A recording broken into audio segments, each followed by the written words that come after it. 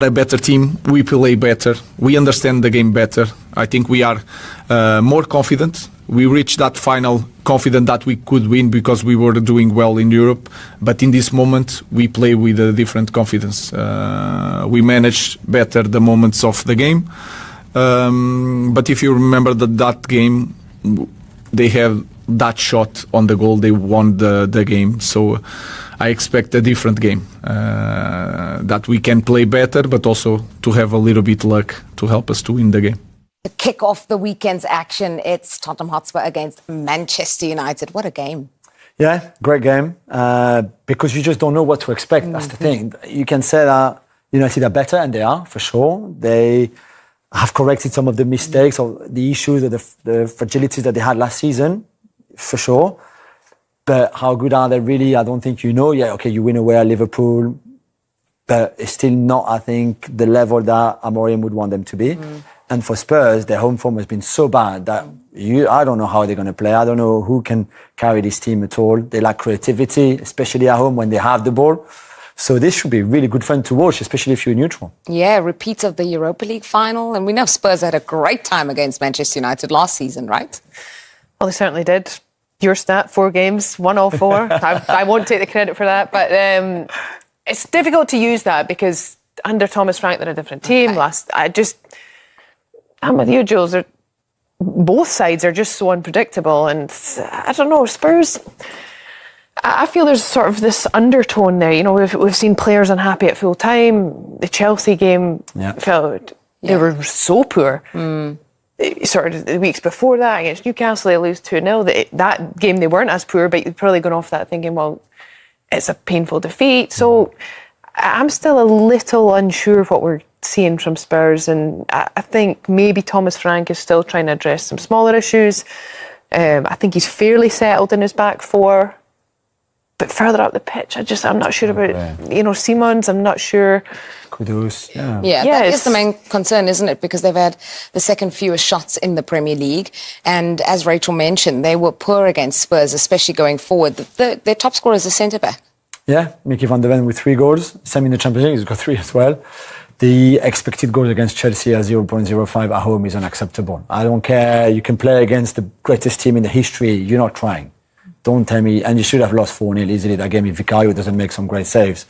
He has to sort out. I understand Thomas Frank being more pragmatic and trying to sort out the defence first. And it's easier to do, to be fair, than putting together a great attacking plan and patterns of play with the ball and all that kind of movement. That takes much longer than sorting out your defensive line and your defensive structure. However, make those mistakes like that regularly, right? Jet Spence neither, or Xavi Simons neither. But in this game against Chelsea, they were just all over the place. And that's a worry for me, because if he can't even sort out the defensive side of it, which he's more known for, I'm not sure attacking-wise he will ever do wonders, because that's not the kind of manager that he is anyway. What does it tell you when that's happening in a defence? And as Jules mentioned, it's not typical to see from Spence, from Van der Ven either. Yeah. Well, those little moments there, that's actually more mindset, because structurally they're fine. Yeah. But Van der Ven there tries to, do a quick little shift of the ball to break the tackle. I'm not sure he does that, and they're playing Chelsea. I think I would expect them to respect Chelsea, and it's London derby to some degree. You can choose in those moments to be like, I'm just going to put my foot firm through this. And there's moments where you do that. And it's not a reflection of whether you're one of these tough centre-backs, whether you're a nice football playing centre-back. There are just moments where it's like, do you know what? It's actually better we just deal with this and we'll get the ball another.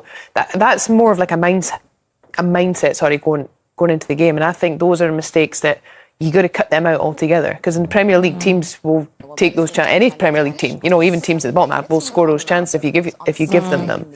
So that's more a mindset thing rather than a structure thing. Which it looked like they responded, because in midweek in Europe Champions League they were very dominant. So I think he's just does take time, but those are the mistakes they have to cut out. Yeah, and you're saying there you cannot afford to give attacking players that kind of space and make those mistakes. They're coming up against the Player of the Month for October in Manchester United's Brian Mbeumo, who will take advantage. Yeah, and Cunha as well, and Sesko. Whoever plays in that front three for United, there's different combination. I think Rúben Amorim loves Mason Mount. Because the problem, if you have Sesko and Cunha and Bruno a bit deeper and Bomo, they all want to shoot. There's one ball. You can't all have 5 shots in the game. This is not possible. Mount is a much more unselfish player in that sense, where he will bring fluidity to your attacking game. The others is a bit more difficult because they have to share that ball and the shot. But, and as you can see, there's a lot of shots that United are taking. Not always the right decision to do, but so depending on that front three, I think Amorim is getting somewhere, at least for now. Let's see against a good Spurs team. You would expect Spurs to be up for this more than against Chelsea, especially after the win against Copenhagen. Okay, well, let's get the thoughts of Manchester United boss Rúben Amorim as his team prepares for that clash in North London. We are. Okay, so he clearly has no interest in that stat of them having played 4 times last season and Spurs won all 4. He says, you know, they can play a little bit of a different game and get some like, Man United back. I would love to confidently say that they are. There have been improvements, and I think that's probably the best place to land it, because I feel in the last seasons, but every time they've got a result, it's been, can they be, is this going to be the change? Is this a change? And I think we've sort of had enough of that. But they have actually, in the last sort of 5-6 weeks, built up a run of results where you can say there is some consistency starting to be seen. And I do think Cunha is a big part of that, and Mbeumo has been a real sensation as well. And they are the ones, I think, when you watch United, they do bring an enjoyment that probably the fans feel they've not been able to enjoy. Yeah, I agree. And the thing is, they don't play in Europe. And this is massive. And I know Spurs had an easy game against Copenhagen, but it's still another game. You don't train on the Tuesday before. You play on the Monday for the Tuesday game. Wednesday is you warm down. Then it's Thursday, Friday you play Saturday.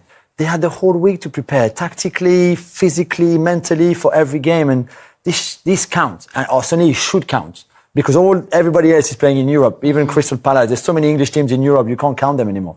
So let's make it count if you're United and Amorim. Yeah, Amorim, the manager of the month for October. And actually, Manchester United are 4 in a row unbeaten. They've never gone 5 in a row unbeaten under Amorim. I'm wondering if your predictions say that they can do that. Let's save it for the end of the show, though, because we're going to move on now to Crystal Palace versus Brighton, and a match I had no idea was such a fierce rivalry.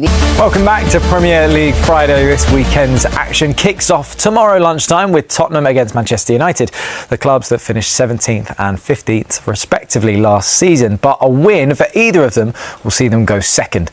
Benjamin Sesko is likely to start up front for United, despite some criticism from Gary Neville. He said in comparison to other summer signings, Matheus Cunha and Bryan Mbeumo, Sesko has been, in his words, miles off it. Of course, nobody likes to hear, but he struggled a little bit, and that is a fact. So let's embrace that. It's not personal. It's not nothing. That's what I try to explain the players. That is not personal. It's an opinion that is going to change in 3 weeks. Everything is going. What is true today in 3 weeks could be everything a lie. So of course it's hard to hear, but my advice to Ben is you are going to get used. And then it's going to be natural. It's going to be like your Monday here. So that is part of the process, and we are going to help him, and we are going to protect Ben because he works really hard and he wants to succeed. So he's going to succeed. He's still a young striker. He's still obviously adapting to the Premier League, to a team that feels like it's still growing in their own confidence. Do you think Gary's comments a bit harsh or fair? Look, I think he's obviously got an emotional attachment to it because of it being Manchester United. Listen, he's underperformed, 100%. We all know that.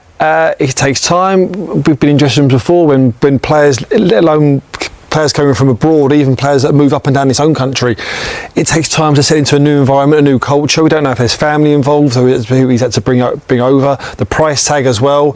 You know, they was crying out for a striker to come and sort of save Man United. So there's been a lot of pressure on there. And listen, it will take time. But what Rúben Amorim's saying there, he's in an environment now where we're going to help him as much as possible, and we'll get him to the top. Yeah. Do you think, Rob, the senior players will be around him a lot in this moment, or is it just a case of kind of let him figure his own feet out? You'd hope so. You'd hope they get around him and say, look, we've been through it. You look at Bruno Fernandes, he gets criticised from every angle. Yeah. He's the shining light of the team at times. And you look at Rasmus Højlund last season. was miles off it apparently. Now banging in goals for Napoli. So you're looking at it saying this is a recurring theme here. This is not just Sesko himself. So Manchester United have been way off it. They've been getting their act together now. So you're thinking, well, let's back him, let's support him, let's help him get through this, and with him, we'll get through it, and we're showing signs of life, we're showing signs of form, we can work with him. The manager's getting every week to training with the team because they've not got European football, they're out of the League Cup, so they've got time to deal with him. So you've got all these things, facets working for you, make it work for you. Yeah, I mean, we've seen, it obviously, as you say, it is getting a little bit better. It feels like a little bit of consistency that they're building on. Jamie Carragher had that famous quote about Casemiro when he said, leave the football before the football leaves you. But even Casemiro is, building in confidence. He's got 2 goals back to back. Do you think he's still, good enough for the Premier League? Do you think he's still up there? Yeah, he is. I mean, he's put in some real solid performances. I think it's been helped him scoring goals, first of all, and vital goals at that. But it's been helped in a way, and Rúben Amorim's been really, really clever with his formation, that 3-4-3. There's certain times where he's pushed Luke Shaw in to bolster that midfield, because that's where they've been a bit overloaded in midfield with Fernandes and Casemiro against an opposition that normally have 3 in midfield, and then with their legs they have struggled. But where Luke Shaw's sometimes gone in is that inverted fullback, or they've had to just pull the 2 wide men in. So it gives them more of a basis of a midfield 4. That's helped them, where it's saved their legs, so they can concentrate then about being on the ball, and what they've done on the ball in terms of this season has been a big improvement. I know one player, Rob, you wanted to talk about, of course, was Sen Lamens, the new goalkeeper. Yeah. What have you made of his start? Well, it's been really promising, but you could say it's come from such a low bar from a Manchester United perspective. You look at his debut, he came for balls and claimed crosses, and was greeted by cheers as though they'd won the Champions League or something like that. But what they had was well, this was where they were. And you go back to David De Gea when he first came in and he got beaten up. And you've got a guy who had the confidence and coming for balls and coming for crosses. And I think from there, you're coming from a basis of A, competence, but then B, sort of real assuredness that what the manager wants, especially at a club like that, is to say, look at his goalkeeper and go, that's taken care of. Yeah. There I have so many fires here that I've got to deal with all at once, and the game is sometimes a relief for a manager of Manchester United. There's so much outward facing stuff he's got to deal with that you're looking at it saying, one thing I don't want to have to do is field questions about my goalkeeper, field questions about whether he's the right man for the job. They've got that right now. So he's in a really good spot. He's really playing really well. He's still young. He's still got stuff to work on. Looking at him and his work with his shot stopping and his technique with that, I think there's a little bit to work on. Well, that's it. I mean, there was the goal against Brighton. I think we're going to show a clip of that. I mean, in this sort of situation, where can he improve in this? Yeah, just looking at his footwork and looking at him, he's a little bit low and he does it a little bit, sits a little bit deep and on his heels. And from that, and it's hard to describe, but from there, it's almost like sitting on a chair. Yeah. And it helps him in some aspects that when he comes to spread and make himself big, he does it really, really well. And he comes out and he manages to block shots really, really well. But in the aspects like this, you're looking at it thinking, he's not just quite getting into his full dive, his full triple extension through his ankle, his knees, his hips. You're looking at that. That's where you fully get your power from. It's because he's sat a little bit deep and he's a little bit on his heels. Then he's saying it's really hard to get your footwork in to then explode into a dive. And you're just looking at something like that. You say he's got time. He's going to let in goals, which are fantastic free kicks like that. Yeah. But when you go to the next level, when you go to making big saves to win you the league, win you the Champions League, you're looking at one-off big saves. You look at Courtois in the week against Liverpool. Fantastic, just huge moments and saves. Those are the things you go to. That's the next level. And that's just a little thing. You're looking at him going, great start. The next level's there. Do you think that potential is there for him? Yeah. This is the thing. In that it's hypercritical. Top bracket. It's hypercritical. But you're saying you've shown the competence. You've got people on your side. You've got people like Peter Schmeichel going, yep, this is the guy. It's good enough for me. That sort of backing. So you're saying, right, what's next? Right, where can we work on him? Talk about Sesko working on his game. there's another, you can work on the goalkeeper's game as well. Yeah, absolutely. Okay, well, ahead of hosting United, Spurs have some issues to contend with. Mohamed Kudus is touch and go on whether or not he's going to be fit, and Thomas Frank's side have won just one of their 4 games in front of their own fans. Take a look at this. That's the home form for the 17 teams who have been in the top flight all the way through this calendar year. It's not pretty for Spurs. Of 14 league matches in front of their own fans, they've won just 3. A return of less than a point per game. Even West Ham have done better there. Why have you got to say like that? Oh, because I have to. Because everyone talks about it, Rob, saying, West Ham at home, what are the fans getting their money for? I mean, why do you think Spurs have struggled so much at home, Steve? Well, this goes back into last season as well, where the stats backed it up and it wasn't great. I think they play different football from home to away. At home, they play this sort of possession-based football, and again, stats back that up rather than away from home. Very much go back to the first game against Man City on the counter-attack, fast breaking, getting from one penalty box to the other as quickly as they can. There's a real contrast in styles, home and away. Then when you look at them at home, if they're trying to play this possession-based football and they've got Bentancur and Paulino in the middle of the park, 2 sort of ball winners, robust, getting the ball back, they just miss that spark of a real cutting-edge maverick that can just split sort of teams apart. They've had injuries as well, and they're missing them calibre of player. But that's the gist of why they're poor home and away. That's what they need. I was playing for Norwich at the time, and it was a lot of talk and a lot of waiting, and I got wind of it and got word that it would be announced, and it was used to be after the games on the Saturday. But don't tell anyone. And I took that. Who's telling you this? Is this your agent? Oh, this was the manager of the team. The manager of the team? Yeah, they managed to get the word from England, and so they said don't tell anyone, to the point where I was in the tunnel and players were asking me before the game, and I still said I don't know, and I was like, I took it so literally. I was like, and then at the end of the game I just go yes, and it was just such a relief to get it out, and then to go there and you realise how much of a shift it is to go and do international football and to fly back the following day, and then I think we landed at 4 a.m. on the Thursday and you're playing on the Saturday.